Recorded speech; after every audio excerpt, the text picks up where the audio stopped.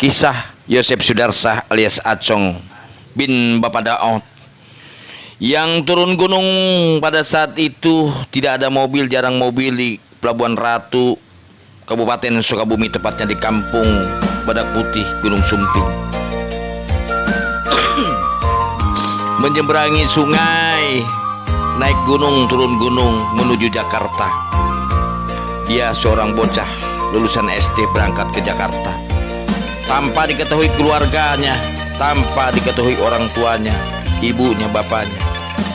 Demi kebaikan, ingin merubah nasib, datanglah ke Jakarta. Ketemulah dengan seorang bos makanan ringan. Yosef Sudarsah ditawarin dagang. Akhirnya Yosef Sudarsah dagang dari kota ke kota, dari gang ke gang, tetapi selalu rugi. Akhirnya sering dimaki-maki dan dimarahi, sehingga Yosef Sudarsah diberhentikan jadi pedagangnya. Yosef Sudarsah akhirnya frustasi, naik gunung menjadi pertapa di salah satu pegunungan, berguru untuk kebatinan karena sering dipalak oleh para preman di Jakarta pada saat itu. Setelah cukup keilmuan, akhirnya gurunya menyuruh Yosef Sudarsah untuk turun gunung, tepat jalan kaki sampailah di Tanjung Priuk. Ketemulah dengan nelayan. Yosef ditawarin untuk menjadi seorang nelayan.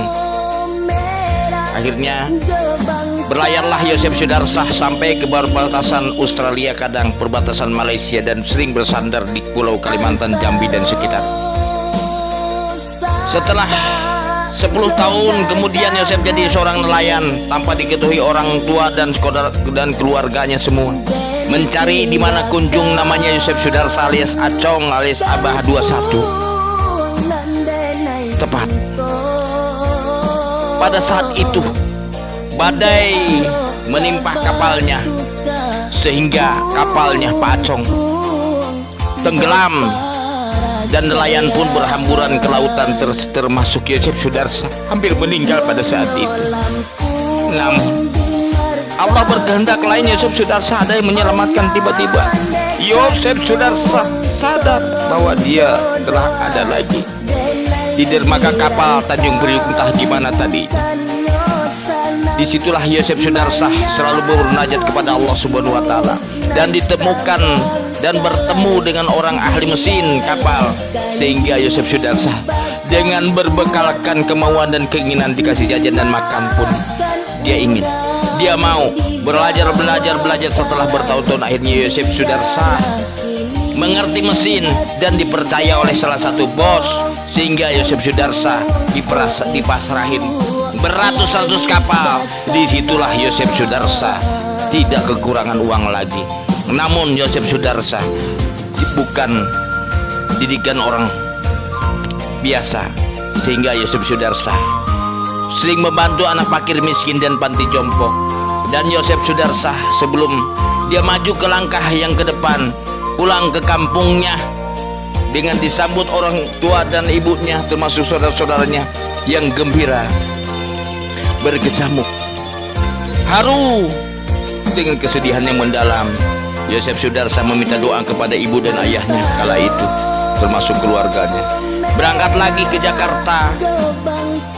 Berbulan-bulan dia di Jakarta. Akhirnya dia ke Pelabuhan Ratu lagi untuk mendirikan Permabes, Persatuan Masyarakat Betawi Sunda, untuk mempersatukan anak bangsa, untuk membela masyarakat dari oknum-oknum pemerintah, sehingga dia diangkat wakil ketua di Permabes yang diketuai oleh Kang Pupu di Permabes.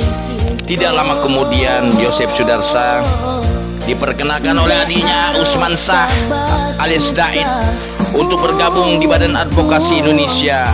Akhirnya Yosef Sudarsah bergabung dengan Badan Advokasi Indonesia DPC Jakarta Timur.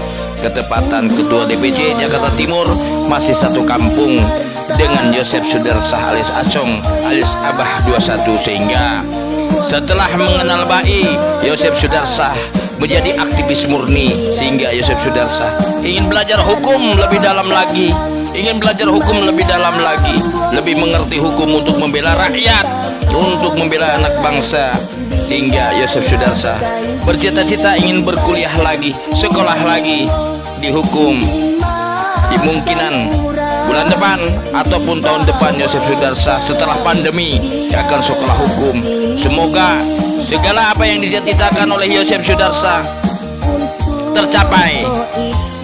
Sejahtera demi anak bangsa. Merdeka, merdeka, merdeka, maju terus Yosef Sudarsa. Amin.